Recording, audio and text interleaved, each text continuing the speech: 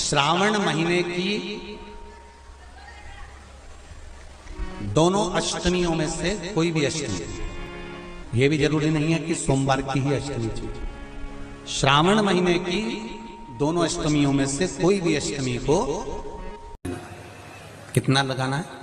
बीच वाला जो पत्ता है उस पर पीला चंदन। जब आपको लगे कि मेरा जीवन बहुत कष्टमय है, अब ये रोग, अब ये कष्ट दूर ही नहीं हो रहा, अब ये आए दिन तकलीफ पर तकलीफ बढ़ती जा रही है, आए दिन रोग बीमारी, पैसा घर में बच नहीं रहा, बहुत कष्टमय जीवन है, इसमें लगाओ पीला चंदन बेलपत्री की बीज पत्ती पर। महाराज, और बीज पत्ती पर जब चंदन लग जाए, लगने के बाद में ये दोनों पत्ती पर लाल चंदन लगा लीजिए। इन दोनों पत्ती के बीच में जो डंडी का भाग होता है, पत्ती से लेकर जो दो पत्तियां होती हैं, इनके बीच में जो जगह बचती है, इसमें मां पार्वती के 64 योगनियां, मां पार्वती अपनी पूर्ण सिद्धि के साथ में जितनी भी देवी के स्वरूप हैं, वो माता 64 योगनियां देवी के स्वरूप में यहां पर विराजमान होती हैं। दो पत्ती के नीचे से जो डंडी होती है नीचे तक, ये पूरी डंडी में 33 कोटि देवी देवताओं विराजमान होते हैं इस पूरी डंडी के अंदर। तो जो बीच वाली पत्ती है, ये जो बीच वाली पत्ती का जो भाग होता है, इस पत्ती के भाग में शहद का प्रयोग कर कर, यहां पीला चंदन, लाल चंदन, शहद का प्रयोग कर कर, इसी तरह से पकड़कर ये बेलपत्री की जो डंडी है वो अशोक सुंदरी पर जब आप समर्पित करें, तो जहां से जल बहता है उस ओर पर इस पत्ती को चढ़ाकर केवल आपके हृदय की बात कहकर देवाधिदेव महादेव से कोई भी शिव जी का मंत्र, पंचाक्षर नमः शिवाय, षडाक्षर ओम नमः शिवाय, श्री शिवाय नमस्तुभ्यम, या महामृत्युंजय मंत्र, जो शिव का मंत्र हो आपके पास में, उसको बोलते हुए देवाधिदेव महादेव को धीरे धीरे जल की धार चढ़ाना प्रारंभ करो। जल की धार जब पूर्ण होने लगे, उसमें थोड़ा जल बचे, तब अशोक सुंदरी पर जो तुमने बेलपत्र चढ़ाई है, वहां उस जलधार को चढ़ा। ये प्रयोग आपको केवल सोमवार की अष्टमी पढ़ने पर ही करना है। कौन से दिन करेंगे? जम के बोलिए जरा। सोमवार की अष्टमी पढ़ने। और धतूरे का फूल,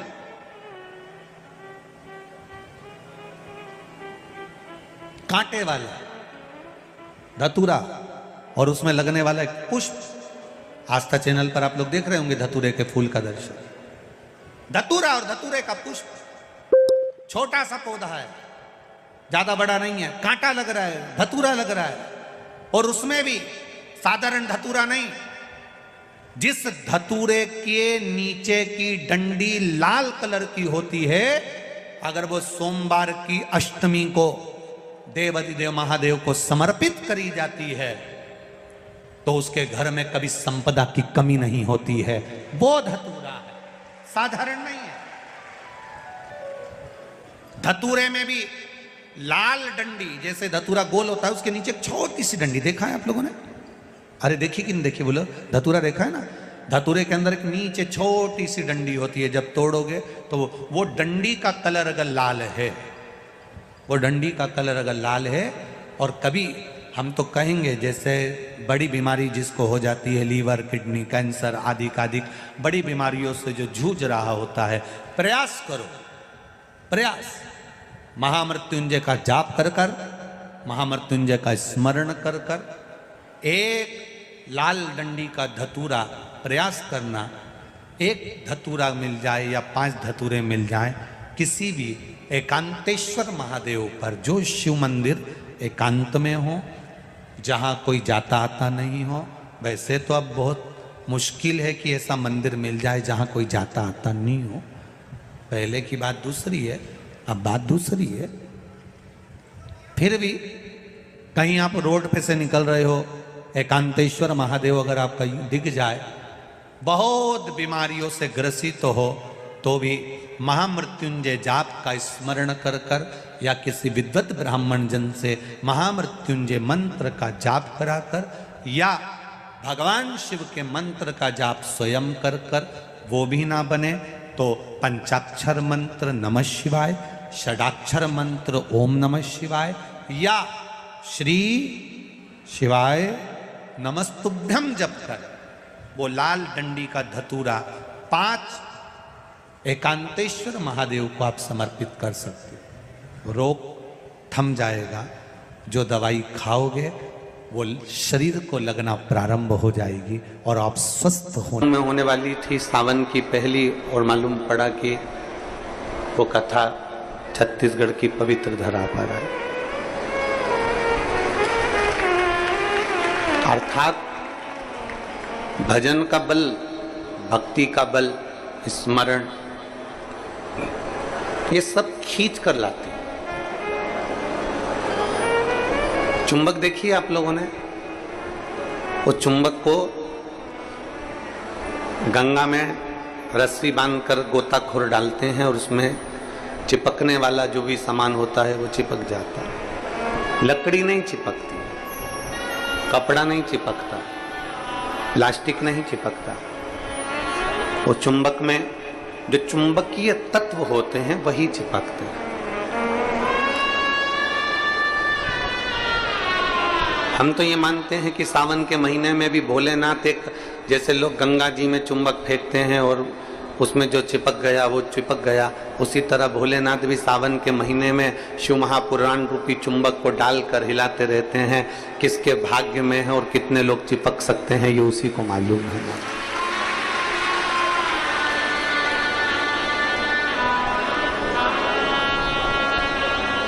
72 साल बाद ऐसा सावन आया है और उस सावन में अगर भगवान की अविरल भक्ति हमारे मुख से हो रही है, भजन हमारे मुख से हो रहा है, कीर्तन हमारे मुख से हो रहा है, तो आप और हम तो सब शिव के चरणों के दास हैं।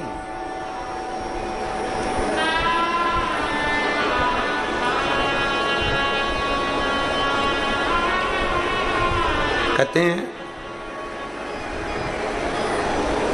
शिव महापुराण की कथा कहती है, नौकरी ऐसी होना चाहिए, सर्विस ऐसी होना चाहिए जहां जाने का मन करे। ऑफिस में तुम बैठते हो और दिन भर क्लेश मचे, फाइल तुम पढ़ते हो और फाइल उठाते से तुम्हारे को मानसिक टेंशन आ जाए, जरा जरा सी बात में चिंता खड़ी हो जाए तो वो ऑफिस जाने का मन नहीं करता, नौकरी पर जाने का मन नहीं करता। नौकरी ऐसी हो जहां जाने का मन करे और घर ऐसा हो जहां वापिस आने का मन करे। तो समझ, घर में अगर क्लेश हो रहा है, बहुत अशांति हो रही है, बहुत लड़ाई हो रही है, बहुत विवाद हो रहा है, कहीं सास का मुंह फूला रहे, कहीं बहू का मुंह फूला रहे, कहीं बेटे का, कहीं बेटी का, कहीं माँ का, कहीं पिता का, कहीं भाई, कहीं बंधु, इनके मुंह फूले रहे तो घर में आने का मन नहीं करता। पत्नी का दिन भर मुंह फूला रहेगा तो पति का घर आने का मन नहीं करेगा। माँ बाप का अगर मुंह फूला रहेगा तो बच्चों का घर आने का मन नहीं करेगा। नौकरी ऐसी हो जहां जाने का मन करे, मन करे आपका कि मुझे बड़े उत्साह से जाने है। एक प्रश्न आपसे पूछते हैं, उम्मीद है कि आप लोग उत्तर अच्छा देंगे। हमने भी पढ़ाई करी, आपने भी पढ़ाई करी, हमने भी विद्या अध्ययन करा, आपने भी विद्या अध्ययन करा। जब स्कूल में पढ़ते थे, मैथ का सब्जेक्ट आता या साइंस का आता, इंग्लिश का आता, कोई सब्जेक्ट जब सामने आता तो कोई टीचर इतना अच्छा होता था कि उसके सब्जेक्ट में भले मन ना लगे पर उसके सब्जेक्ट में बैठने का मन जरूर करता था। बोलो सही है कि गलत? बोलो सही है कि गलत? और कोई टीचर ऐसा होता था कि उसके सब्जेक्ट में जाने का मन नहीं करता था।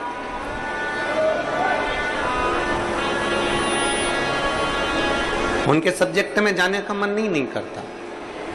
कोई टीचर इतना अच्छा बहुत प्रेम से, बहुत स्नेह से, बहुत लाड़ प्यार से पढ़ाता है, बहुत स्नेह से पढ़ाता है तो उसके यहाँ जाने का मन कर जाता है। और कोई कोई टीचर ऐसा होता है कि वो पढ़ाता है पर उसके अंदर इतना क्रोध, इतना गुस्सा है, कहीं मारना, कहीं ठोकना, कहीं अपशब्द कहना, कहीं कुछ कहना, तो मन ही नहीं करता कि उस टीचर के पास में जाकर बैठा। पढ़ना है आपको, सारे सब्जेक्ट पढ़ना है आपको, और प्रत्येक सब्जेक्ट को आपको तैयार करना है, प्रत्येक सब्जेक्ट आपको पढ़ना है, पर आप उस टीचर के सब्जेक्ट में नहीं जाओगे। प्रत्येक सब्जेक्ट आपको पढ़ना है, प्रत्येक सब्जेक्ट आपको धारण करना है, पर आप उसके सब्जेक्ट में नहीं पहुंचोगे। बस जैसे स्कूल में कोई टीचर अच्छा है तो उसके सब्जेक्ट को पढ़ने के लिए आप जरूर जाते हो, उसी तरह नौकरी ऐसी हो जहां जाने का मन करे आपका।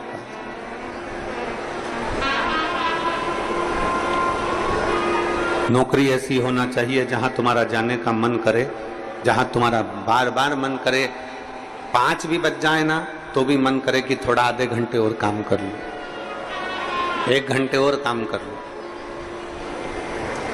15-20 मिनट और काम कर लो।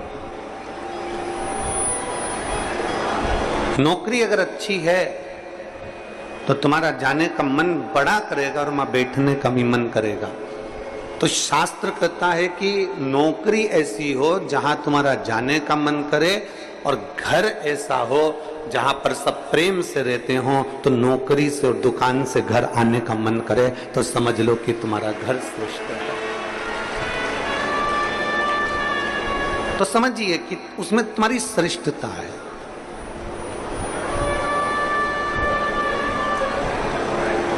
जरा जरा सी बात में अगर क्लेश हो रहा है, जरा जरा सी बात में अपशब्द बोले जा रहे हैं, तो वो श्रेष्ठता नहीं बनती।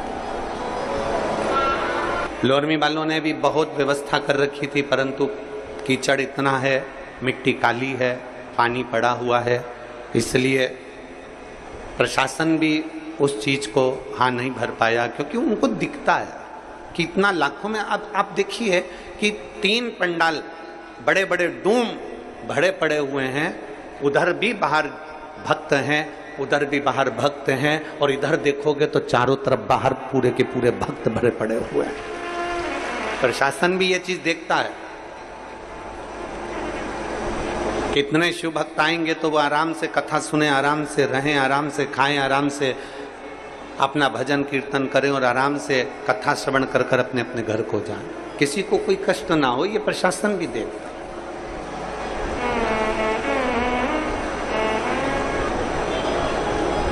21,600 श्वास में से 21,600 श्वास जो चल रही है, उसमें से जितनी श्वास हम परमात्मा को दे सकते हैं उतना दीजिए। हम जितना भजन कर सकते हैं उतना भजन करें, हम जितना स्मरण कर सकते हैं उतना स्मरण करें। और तेरी कृपा बिना न हिले एक भी अणु, लेते हैं श्वास तेरी कृपा से तनो तनो। हे गंगाधार मुक्ति द्वार ओंकार तू, बोले ओंकार तू। आयो शरण तेरा